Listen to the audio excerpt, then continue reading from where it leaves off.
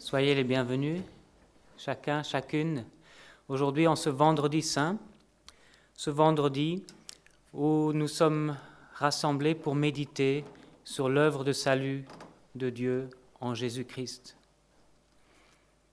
Dimanche, nous pourrons célébrer la victoire de Jésus-Christ sur la mort. Aujourd'hui, nous voulons nous arrêter et méditer sur ce que ça a coûté à Dieu de nous sauver. Nous voulons méditer sur l'œuvre que Jésus a faite à la croix. Et à travers des chants, à travers des lectures bibliques, une histoire pour les enfants aussi, ou pour tous, et une prédication, un culte plutôt court, mais nous allons rencontrer Dieu et nous laisser interpeller par lui. Et pour ça, j'aimerais commencer par prier. Je vous invite à vous lever.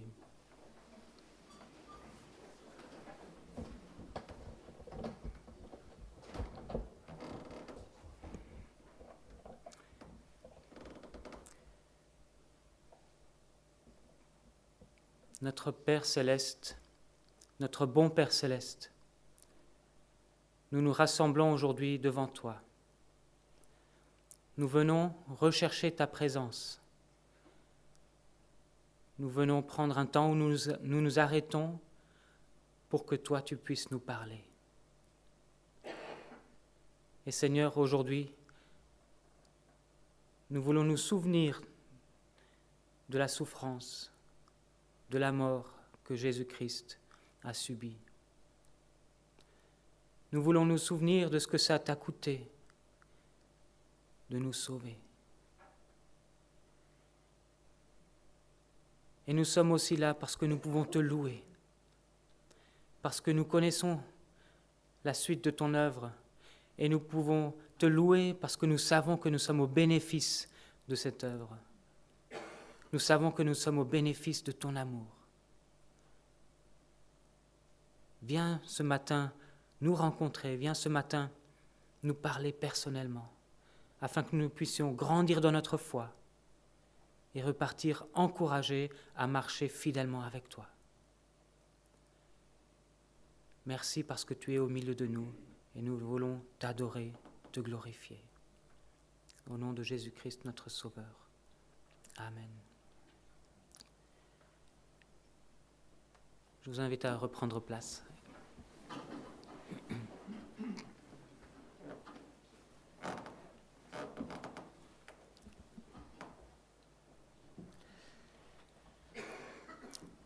Je commencerai une première lecture dans Hébreux au chapitre 2.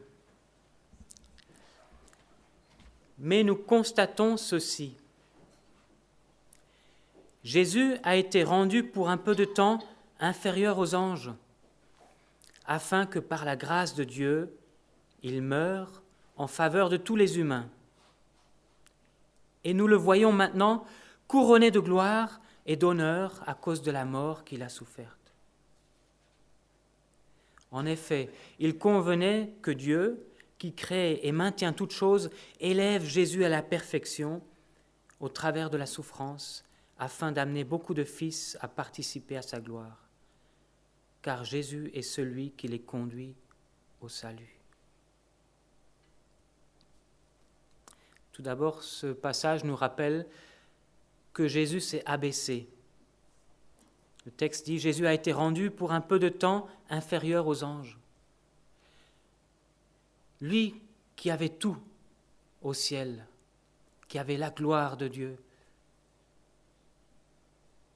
lui à qui les anges obéissaient, il est descendu, il est venu nous rejoindre sur cette terre. Mais nous apprenons aussi, à travers ce texte, que son humiliation n'est pas une fin en soi. Parce qu'à travers son humiliation, à travers sa mort même, nous le voyons maintenant couronné de gloire. Jésus devait obéir jusqu'à la mort, et il l'a fait. Et à cause de cette obéissance, parce qu'il a souffert et qu'il est mort, aujourd'hui il est couronné de gloire. Et quand nous méditons sur Jésus crucifié, nous voyons en même temps Jésus rayonnant de gloire. La croix et son trône, quelque part. Deux choses qui ne vont pas ensemble, et pourtant, c'est seulement parce que Jésus était à la croix qu'il pouvait retrouver cette gloire. Et nous apprenons encore une chose, c'est qu'à travers cette mort de Jésus, Jésus est venu pour sauver, pour nous sauver, nous. Alors, nous voulons chanter maintenant, chanter pour nous souvenir de ce que Jésus a fait pour nous. Et je vous invite, ceux qui le peuvent, ceux qui le veulent, à vous lever. Nous aurons plusieurs chants. Et voilà, on peut se tenir devant ce Dieu qui a fait cette œuvre incroyable pour nous. Tu es venu jusqu'à nous.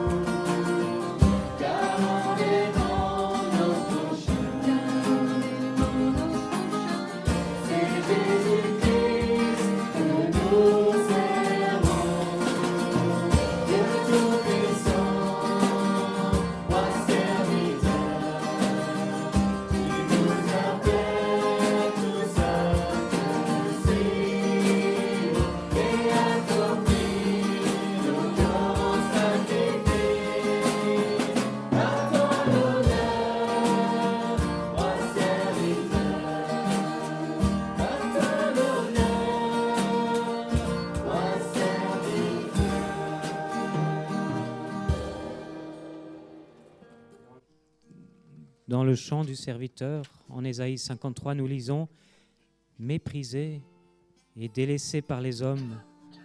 Homme de douleur, habitué à la souffrance, il était pareil à celui face auquel on détourne la tête. Nous l'avons méprisé et nous n'avons fait aucun cas de lui.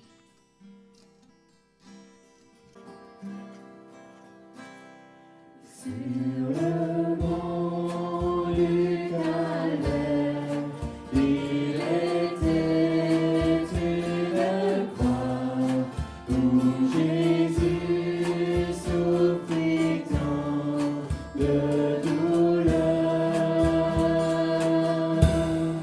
Oui, c'est là qu'il mourut sur cette infâme croix pour sauver le péché des pécheurs. Cette croix me sera toujours chère. Elle est gloire et victoire pour moi. Et par elle, en la maison du Père, la couronne est offerte à ma porte. M'appuyant avec foi sur la croix de Jésus, son opprobre je veux le porter jusqu'au jour bienheureux où Marie les élus dans le ciel je pourrai m'exalter. Cette croix me sera toujours chère. Elle est gloire et victoire pour moi.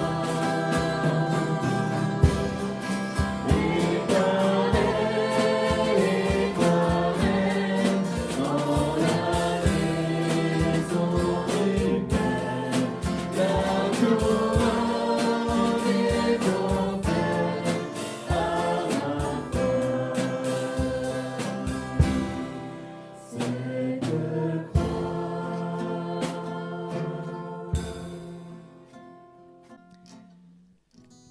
Mais lui, il était blessé à cause de nos transgressions, brisé à cause de nos fautes. La punition qui nous donne la paix est tombée sur lui. Et c'est par ses blessures que nous sommes guéris.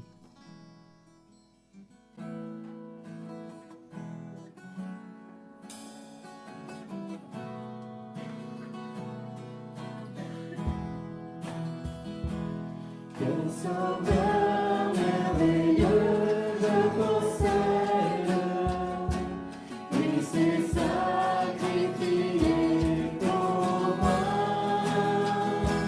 et sa vie innocente et saine, pour mourir sur l'infâme attaché à la croix pour moi.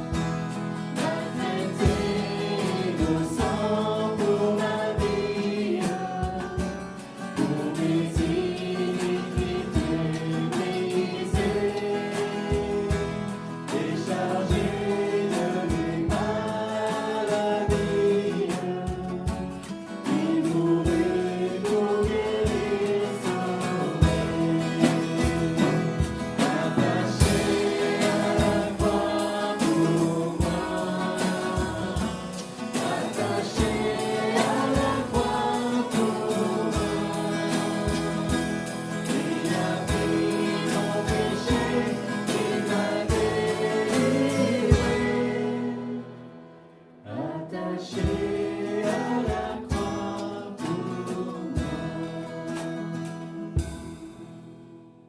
Je vous invite à reprendre place et nous voulons prendre un temps de prière. Chacun peut prier avec des prières courtes et nous voulons justement remercier notre Dieu de nous avoir sauvés.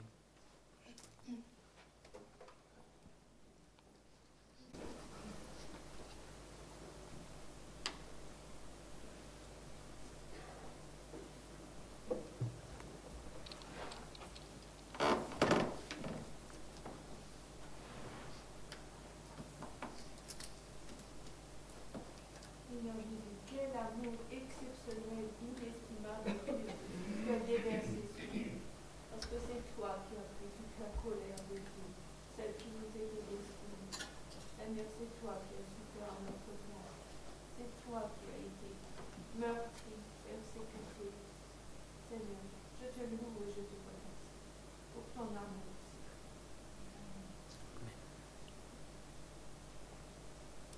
Seigneur Jésus, toi qui es digne de recevoir la gloire, l'honneur et la puissance pour ce que tu as fait pour chacun de nous et pour le monde entier. Loué sois-tu. Amen. Merci Seigneur pour cette grâce immense que nous n'avons pas méritée. Merci car tu es allé jusqu'au bout et tu as crié haut et fort. Tout est accompli. Merci Seigneur. Merci Seigneur parce que tu as accepté de souffrir à ma place, à notre place, alors que c'est nous qui avons dû mourir. Parce que nous étions coupables, Seigneur. Nous étions pécheurs alors que toi tu étais sans faute. Rien ne méritait la mort. Mais tu l'as fait pour nous, Seigneur. Seigneur, pour nous sauver. Seigneur, il n'y avait pas d'autre moyen pour nous sauver que ta mort à la croix. Et tu as donné ta vie. On ne te l'a même pas pris, mais tu l'as donné pour nous, Seigneur, pour chacun d'entre nous et pour toute l'humanité. Seigneur, nos mots ne suffisent pas ce matin pour te louer, pour te dire merci, pour t'adorer, te rendre grâce pour cet immense geste d'amour que tu as manifesté envers nous. Seigneur, que tu sois béni, honoré. Seigneur, que tu sois élevé, Seigneur, que ton nom soit élevé. Seigneur, au milieu de nous ce matin, tout ce que tu as fait, Seigneur. Louange, gloire et honneur te reviennent. Amen.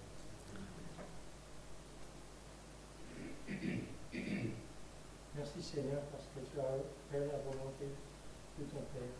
Merci Seigneur.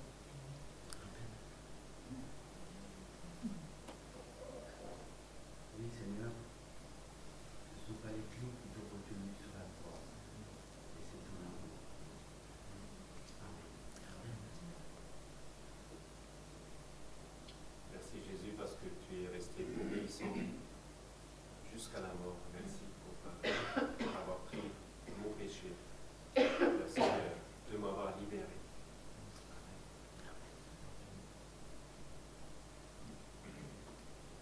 Oh Seigneur, tu n'as pas considéré d'arracher, d'être égal à Dieu. Tu n'as pas considéré d'arracher cela comme une croix, d'être égal à Dieu. Mais tu t'es humilié jusqu'à la mort de la croix pour notre salut. Amen.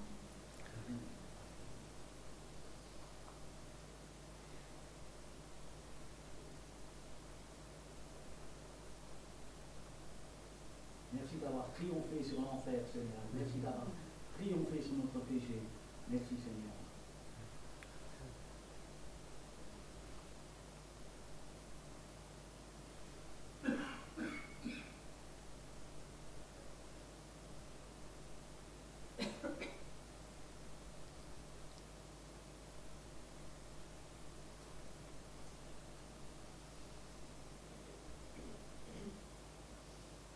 Seigneur Dieu, tu as dit que celui qui voulait être grand devait être le serviteur de tous. Et c'est ce que tu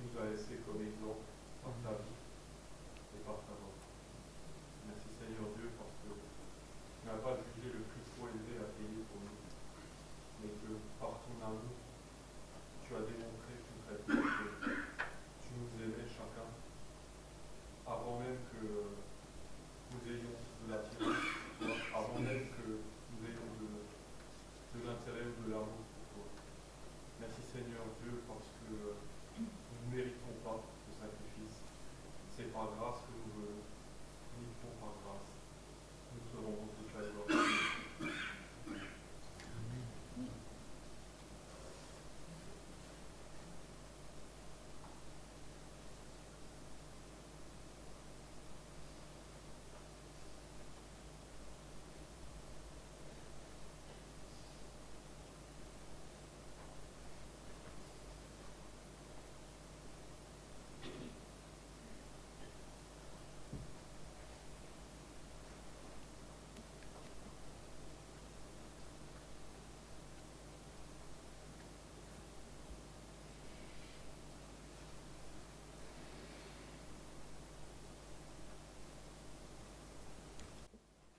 Seigneur Jésus, nous te devons la vie.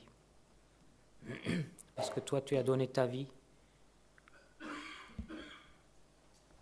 Tu as donné ta vie pour que nous ne soyons pas sous le coup de la condamnation de notre péché.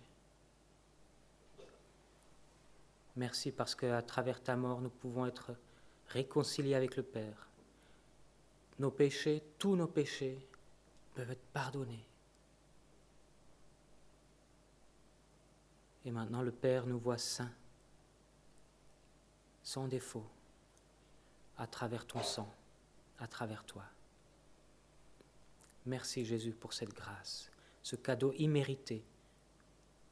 Nous n'avons rien pu apporter à ce salut pour qu'il soit meilleur. Il vient entièrement de toi.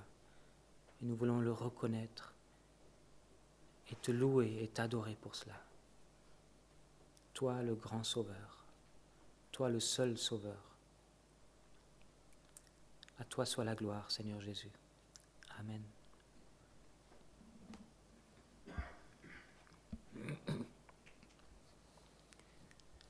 Alors, j'invite Delaya à venir devant. Elle va nous raconter quelque chose pour les enfants.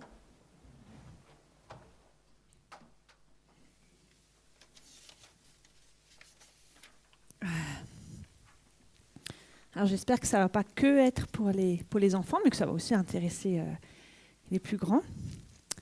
Alors j'ai ramené un verset. Dans la Bible, c'est écrit que Jésus dit « Le chemin, la vérité, c'est moi. Nul ne vient au Père que par moi. » Mais bien nombre de personnes dans le monde ont voulu se détourner de ce chemin. Ou même, carrément, ne plus du tout le voir. Et ils ont commencé à vouloir construire leur vie sans.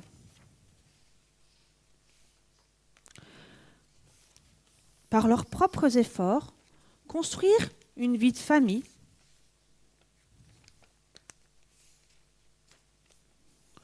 une maison, mais sans Dieu. Mais Dieu était toujours là. Et ils le ressentaient. Alors, ils ont voulu aller plus loin dans la cassure de leur relation avec Dieu, à faire des actes encore pour prouver qu'ils n'ont pas besoin de Dieu, à se plier en 4 pour réussir leur vie sans Dieu. Mais Dieu, par amour, est toujours là. Alors, ils ont carrément, attendez, c'est l'autre poche, voulu briser la relation avec Dieu.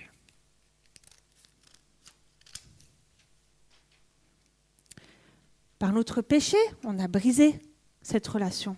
On n'a plus voulu de Dieu. Mais Dieu avait prévu un plan, avait prévu déjà en avance quelque chose pour nous.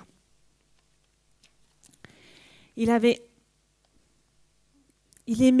et il voulait que malgré notre péché, il y ait un plan de secours, un moyen d'accéder vers lui. Alors, il nous a offert Jésus sur la croix, qui est ce chemin. Et pour y accéder, nous n'avons pas à faire tout plein de choses. Nous avons seulement à y croire. Parce que par amour, Dieu est toujours resté avec nous et nous demande simplement de croire pour avoir accédé à ce chemin qui mène vers le ciel. Alors maintenant, je propose que tous ceux qui ont envie, on puisse refaire cette petite croix, ce petit chemin qui nous mène vers Dieu. Alors j'ai des feuilles, j'ai des ciseaux, et ceux qui sont intéressés peuvent se servir. J'en ai, je pense, suffisamment.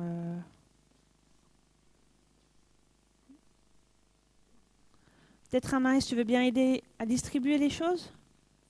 Les ciseaux ?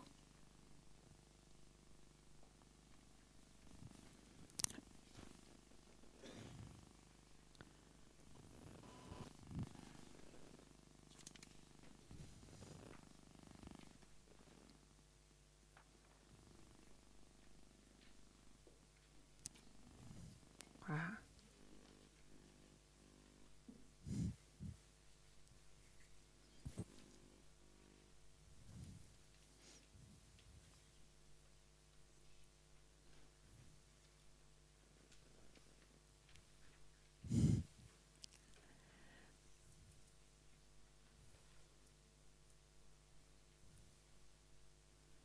Voilà, on arrive au bout des feuilles. Hein,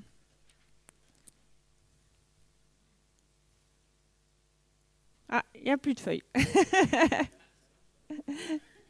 Ah si, il y en a encore. Pardon, je n'avais pas vu que Lisa en avait aussi. Qui c'est qui voulait encore une feuille et qui n'en a pas reçu? Levez la main, voilà, au fond.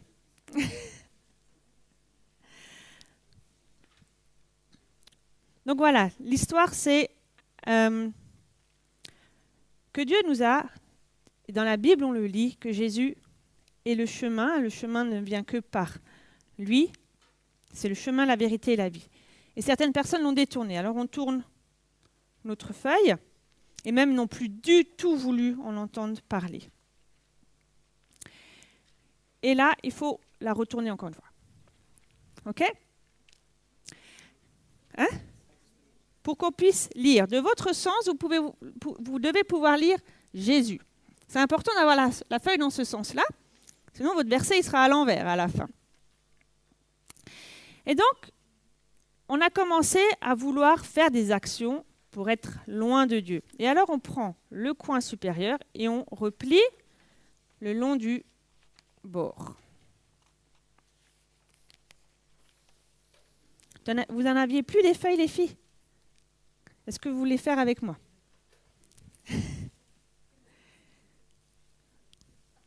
On replie le long du bord. Et puis après, est-ce que vous avez pu le réaliser ? C'est bon ?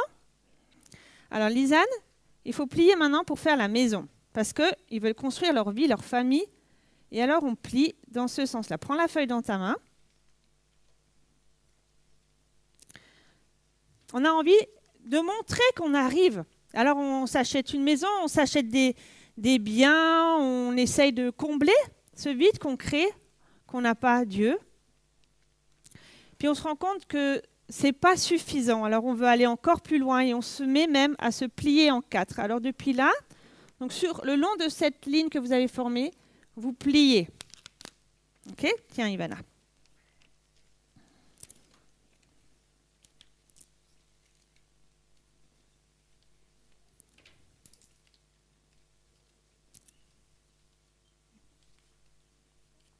Voilà.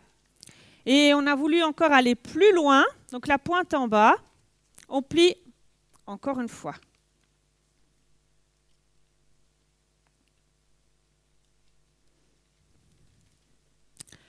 Mais Dieu est toujours présent. Et il veut se révéler aux gens par différentes choses. Alors, on a voulu encore aller plus loin et briser les choses. Alors, si vous regardez bien, vous voyez un peu par transparence le verset. Donc, il faut aller couper un peu plus loin. D'accord ? À peu près à ce niveau-là, à peu près un peu plus que la moitié, vous pouvez couper. D'accord ? Vas-y. Coupe tout droit.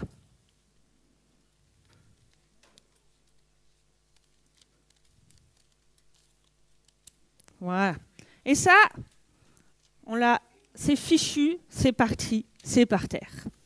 Alors, il faudra les ramasser à la fin. Hein. Je compte sur vous pour tous les ramasser. Hein. Et là, vous pouvez déplier. Vas-y, Ivana, déplie. Dieu, il avait prévu malgré tout ce que nous on fait, tout ce qu'on vit, Dieu, il avait quand même prévu déjà un plan. Il l'avait préparé à l'avance. Et Jésus, oui, Jésus est la vérité, le chemin et la vie. Nul ne vient au Père sans lui. Merci beaucoup d'avoir participé. Tu peux le garder.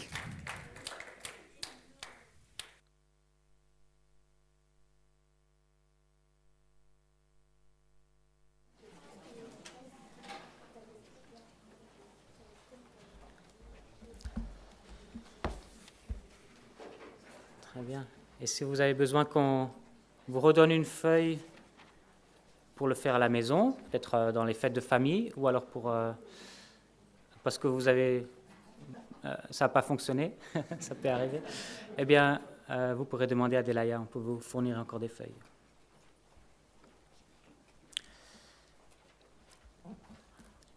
Hébreux chapitre 4. En effet, nous n'avons pas un grand prêtre incapable de compatir à nos faiblesses. Au contraire, il a été tenté en tout point comme nous, mais sans commettre de péché. Approchons-nous donc avec assurance du trône de la grâce, afin d'obtenir compassion et de trouver grâce pour être secourus au moment opportun. Nous prenons encore 2 chants pour célébrer la grâce de notre Dieu. Ceux qui veulent se lever peuvent le faire, ceux qui préfèrent rester assis se sentent à l'aise aussi.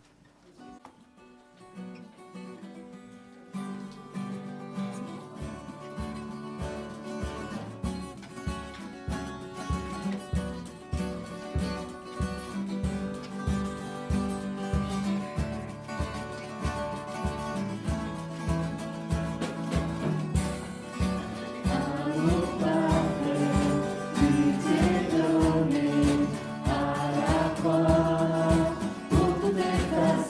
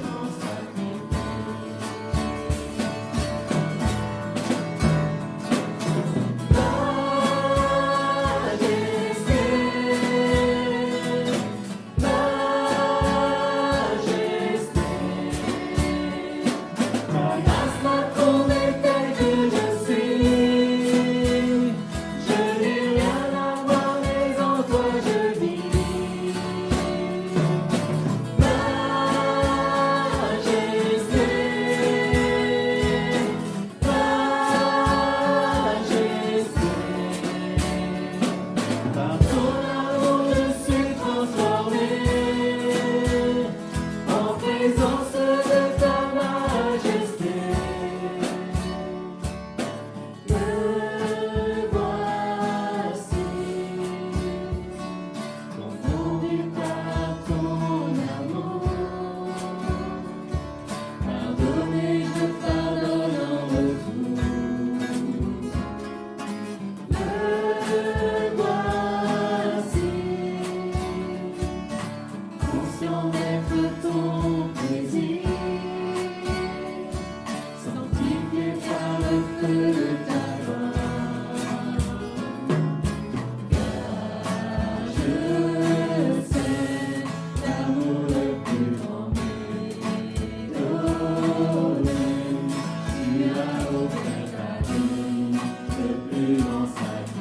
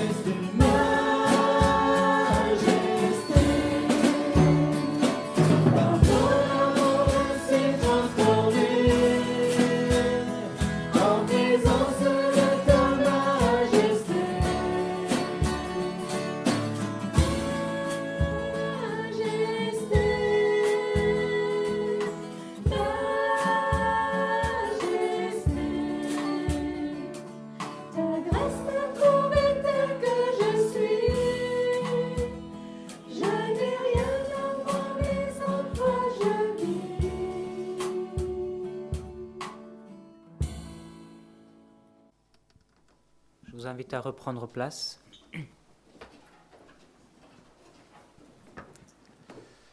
Notre roi, le roi des cieux, est venu lui-même pour nous sauver. Quelle grâce!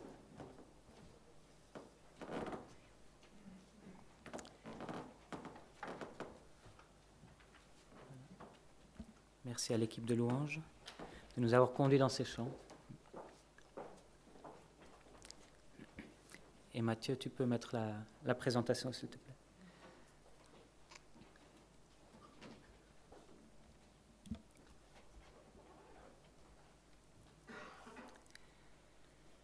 Qui est responsable de la crucifixion de Jésus?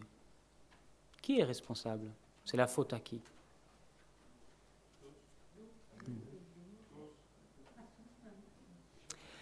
L'apôtre Pierre le sait maintenant.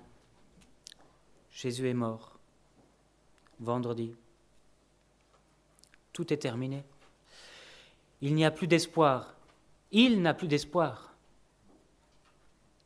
Mais comment en est-on arrivé là? Comment est-ce possible qu'une semaine auparavant, les disciples voyaient Jésus couronné à Jérusalem?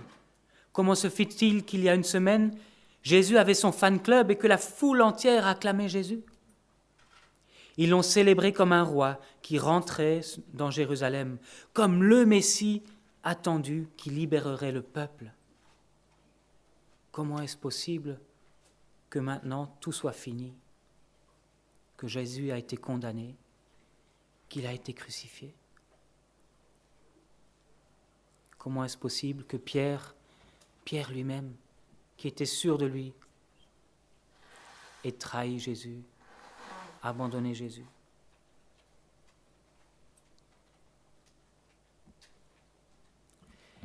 Il y a un texte qui nous pose la question de la responsabilité. Qui est responsable de la crucifixion de Jésus? Et c'est Michael qui va nous lire les premiers versets. Tu allumes le micro? Oui. Voilà, si tu veux bien lire. Donc, dans Matthieu, chapitre 27, les versets 15 à 19. À chaque fête, le gouverneur avait pour habitude de relâcher un prisonnier, celui que la foule voulait. Ils avaient alors un prisonnier célèbre, un dénommé Barabbas. Comme il était rassemblé, Pilate leur dit : « Lequel voulez-vous que je vous relâche, Barabbas ou Jésus qu'on appelle le Christ ?» En effet, ils savaient que c'était par jalousie qu'ils avaient fait arrêter Jésus. Pendant qu'il siégeait au tribunal, sa femme lui fit dire « N'aie rien à faire avec ce juste, car aujourd'hui, j'ai beaucoup souffert dans un rêve à cause de lui. » Merci.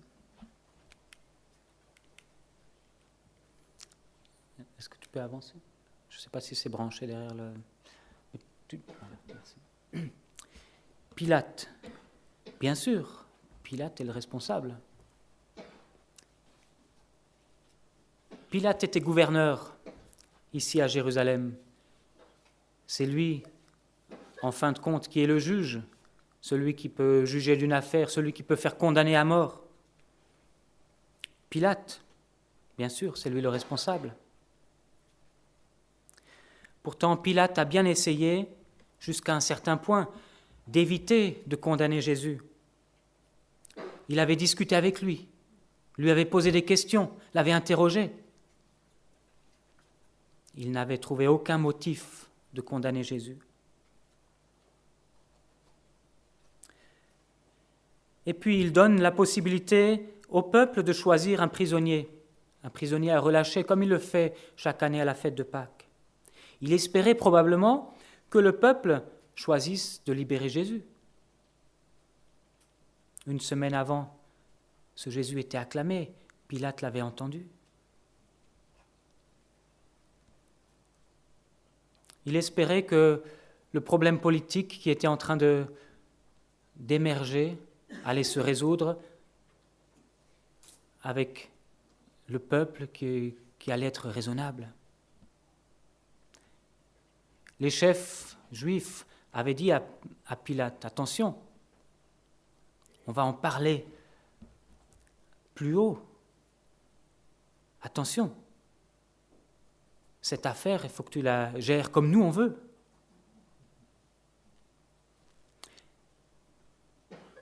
Pilate a bien essayé jusqu'à un certain point d'éviter de condamner Jésus.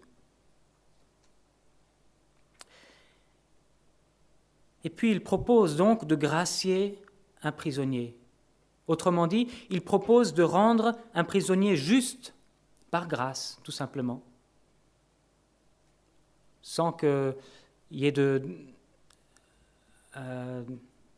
tribunal. C'est lui qui a le pouvoir de gracier. Il aurait pu tout de suite relâcher Jésus.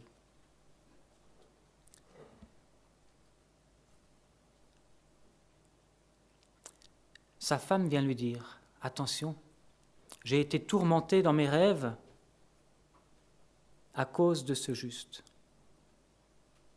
Alors ne te mêle pas de ces affaires-là. Ne sois pas mêlé à cette condamnation.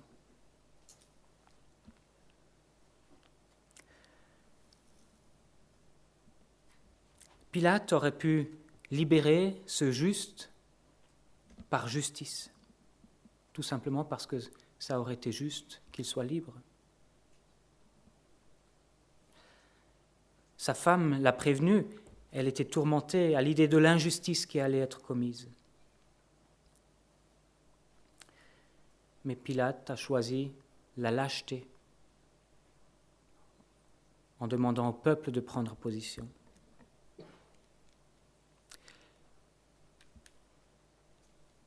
Et c'est Étienne qui lit la suite, le deuxième texte. On peut avoir le micro à nouveau. Les chefs des prêtres et les anciens persuadèrent la foule de demander Barabbas et de faire mourir Jésus. Le gouverneur prit la parole et leur dit « Lequel des deux voulez-vous que je relâche ?» Ils répondirent « Barabbas ». Pilate répliqua « Que ferai-je donc de Jésus qu'on appelle le Christ ?» Tous répondirent « Qu'il soit crucifié ». « Mais quel mal a-t-il fait ?» dit le gouverneur, et crièrent encore plus fort « Qu'il soit crucifié ». Merci. La foule s'improvise juge.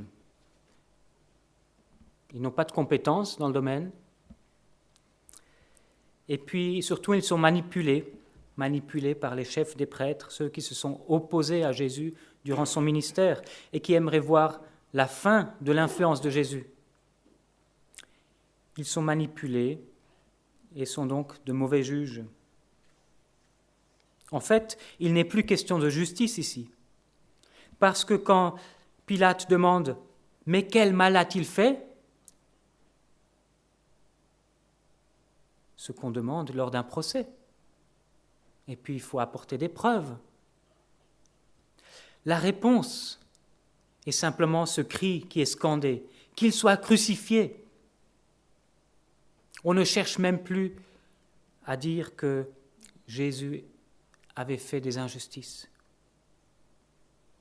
On veut simplement qu'il soit condamné. Le peuple, la foule, est un très mauvais juge.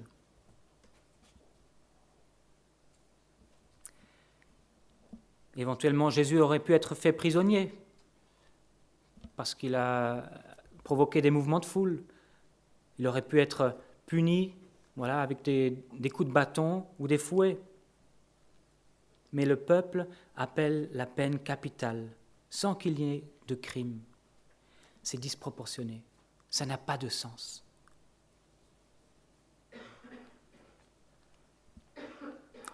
Il y a quelque chose d'étonnant dans ce choix arbitraire de la part du peuple. Dans certaines traductions, notamment la Français courant, la Tob ou la Nouvelle Bible Second, on lit « Voulez-vous Jésus Barabbas ou Jésus qu'on appelle le Messie, le Christ ?» Certains manuscrits précisaient que ce Barabbas s'appelait Jésus aussi, un prénom courant à l'époque. Alors, certains théologiens disent que c'est peut-être une erreur de copie, mais je trouve que c'est étonnant parce que Pilate est en train de demander « Voulez-vous ce Jésus-là ou ce Jésus-là ? Voulez-vous celui qui s'appelle Barabbas, ce qui veut dire fils du Père, Bar Abbas ? Voulez-vous ce Jésus qui s'appelle Barabbas, fils du Père, ou voulez-vous celui que l'on appelle le Christ, le Messie ? » Et Pilate insiste bien sur cette distinction en disant « Que ferais-je donc de Jésus appelé le Christ ?» Il insiste encore qu'il faut bien distinguer entre les deux Jésus, Jésus Barabbas, Jésus appelé le Christ. C'est une étonnante coïncidence que ces deux personnages aient le même prénom, coïncidence sur laquelle joue l'évangéliste Matthieu pour en faire un élément ironique. Le peuple veut que l'on relâche Jésus Barabbas, le Fils du Père, mais ils ne veulent pas Jésus appelé le Messie. Encore une fois étonnant parce que Jésus a été condamné par les chefs juifs parce qu'il se faisait l'égal de Dieu, parce qu'il prétendait avec raison être le Fils du Père divin. Le peuple veut libérer un Fils du Père, mais pas le bon. Ils n'ont pas de discernement.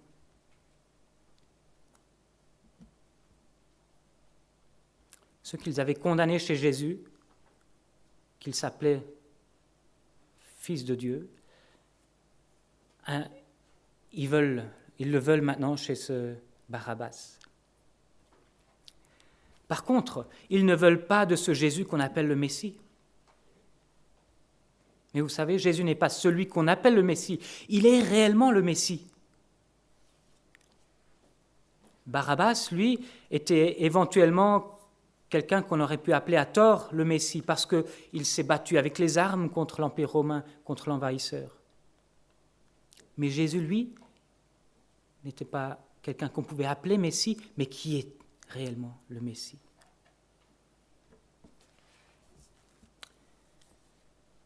La foule s'improvise juge et semble être responsable de la mort de Jésus. Et c'est Amaris qui va nous lire le dernier texte, la suite, les versets 24 à 26. Voyant qu'il ne gagnait rien, mais que le tumulte augmentait, Pilate prit de l'eau, se lava les mains en présence de la foule et dit : « Je suis innocent du sang de ce juste. C'est vous que cela regarde. » Et tout le peuple répondit : « Que son sang retombe sur nous et nos enfants. » Alors Pilate leur relâcha Barabbas, Et après avoir fouetté Jésus, il le livra à la crucifixion. Merci. Celui qui est responsable dans cette contrée, à Jérusalem, n'assume pas. Pilate n'assume pas. Par contre, les irresponsables qui s'improvisent juges, eux assument complètement leur choix.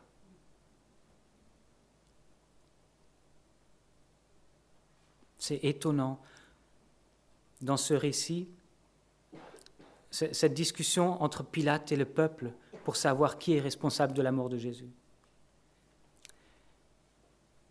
Un peu plus tôt, on voit le récit de Judas, le traître. Il avait bien compris sa responsabilité dans la mort de Jésus et il est allé s'enlever la vie, tellement il était angoissé.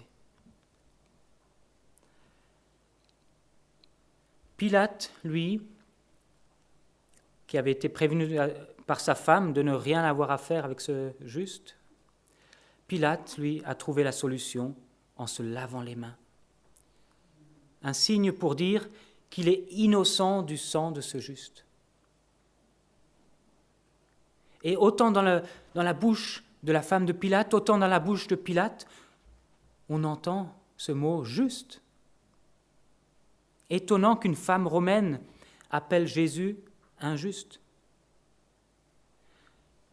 Probablement que dans sa bouche, ce terme n'avait pas tout à fait la même connotation que pour les Juifs.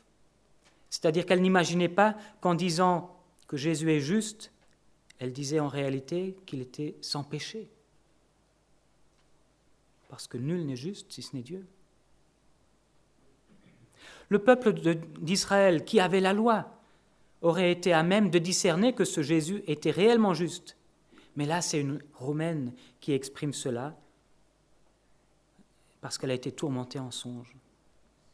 Pilate réutilise le même terme que sa femme.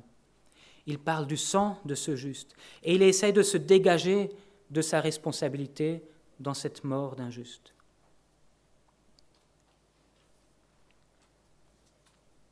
Mais cette réflexion, cette manière de faire n'est pas logique. En se lavant les mains, ça ne change rien à sa responsabilité. On voit bien dans le texte de Jean, au chapitre 19, qu'il dit à Jésus « Moi, j'ai le pouvoir de te crucifier ou de te relâcher. » Il était bien conscient de sa responsabilité. Se laver les mains ne change rien. Pilate est totalement coupable. En contraste avec Pilate, nous avons le peuple qui répond qu'ils veulent assumer la mort de ce juste.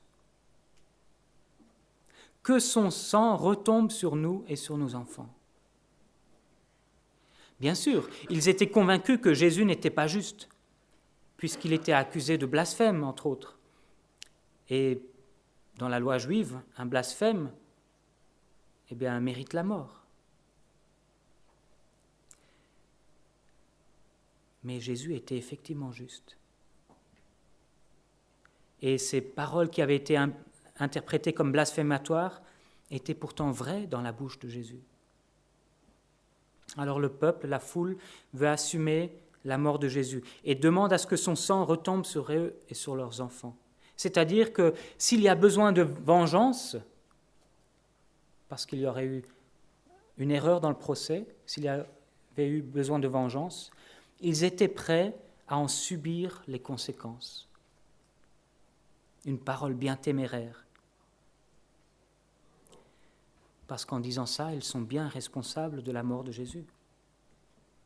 Mais en aucun cas, ils ne pourraient assumer cette mort et vivre. Ils méritent la vengeance de Dieu. Ils méritent que Dieu les punisse. Leur salaire, c'était la mort. Maintenant, en demandant à ce que le sang de Jésus retombe sur eux, il disait aussi une vérité sans la comprendre. Vous vous souvenez, dans l'Ancien Testament, le sang des sacrifices était aspergé sur le peuple pour faire bénéficier le peuple du pardon de Dieu. On amenait un mouton ou un bélier, on le sacrifiait devant Dieu, et puis on aspergeait le peuple avec ce sang pour dire que tout le monde bénéficiait du pardon de Dieu grâce à ce sacrifice. Le peuple, là, n'imaginait pas que Jésus était ce juste mort en sacrifice pour le pardon de leurs péchés.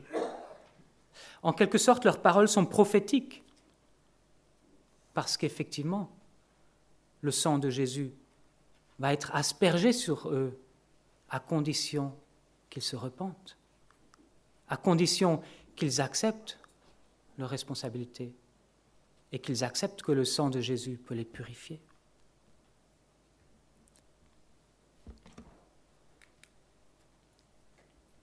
Qui est responsable ?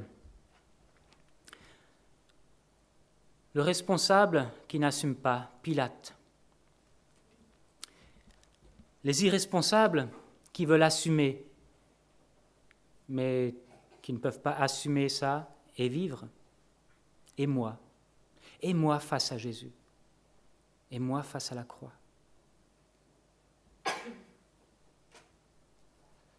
Vous avez répondu à la première question que tous nous sommes responsables de la mort de Jésus.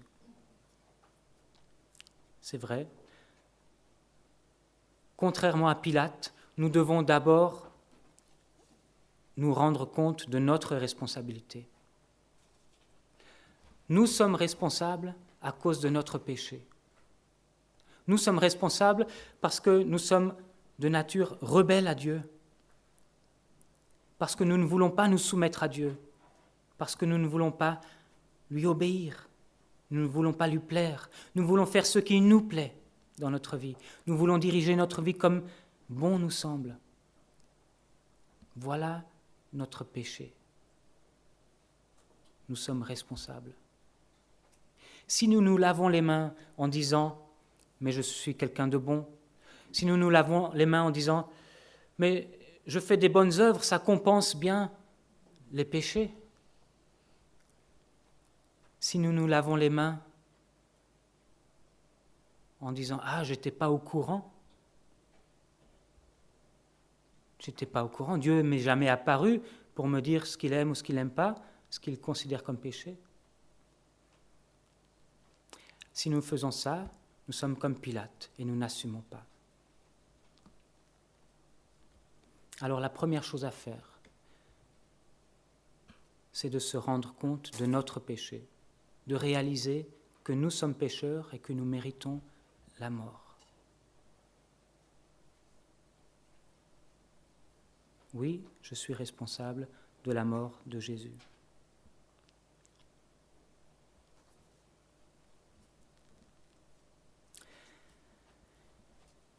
Et la deuxième chose, c'est le contraire de ce que fait le peuple. Le peuple dit que le sang de Jésus-Christ retombe sur nous, dans le sens, nous voulons le tuer et nous voulons prendre la responsabilité. C'est le contraire que nous devons faire. Nous devons dire, ce n'est pas moi qui suis responsable de la mort de... Enfin, ce n'est pas moi qui ai envoyé Jésus à la croix, c'est Dieu qui l'a envoyé. Et c'est par grâce que je peux être aspergé de son sang. C'est par grâce que le sang de Jésus est versé sur moi pour que je sois pardonné. Là encore, à l'opposé de ce que fait le peuple, de ce que fait la foule. Donc la deuxième chose, après avoir reconnu mon péché, c'est de demander à Jésus que son sacrifice soit valable pour moi.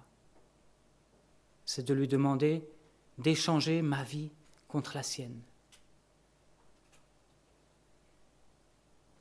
d'accepter la grâce, ce cadeau offert pour moi, pour que je puisse être réconcilié avec Dieu. Je veux prier. Seigneur Jésus, je te demande de nous rendre sensibles tout à nouveau à la gravité de notre péché, à notre responsabilité. montre-nous tout à nouveau combien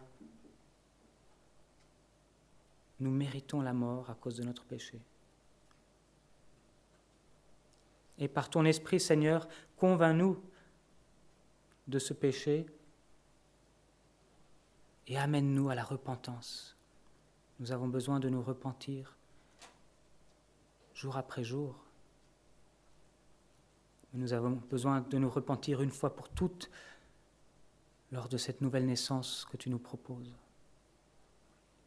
Alors, Seigneur, je te prie que tu fasses ton œuvre en chacun de nous, là où nous en sommes avec toi, afin que nous puissions davantage encore comprendre ta grâce et nous saisir de cette grâce.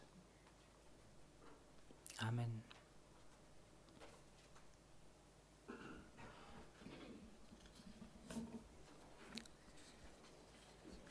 Merci aux lecteurs d'avoir participé. Nous arrivons à la fin de notre culte et j'invite encore les musiciens à revenir.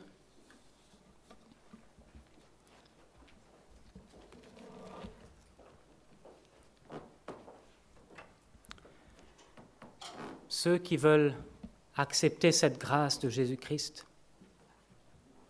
Jésus les appelle à marcher avec Jésus. Ce n'est pas juste un échange une fois et puis c'est bon. Dieu nous donne sa grâce, mais il nous appelle à laisser notre vie, à laisser la direction de notre vie et à le suivre, à marcher avec lui, à lui obéir. Et nous voulons chanter maintenant ce chant qui dit « La voix du Seigneur m'appelle ».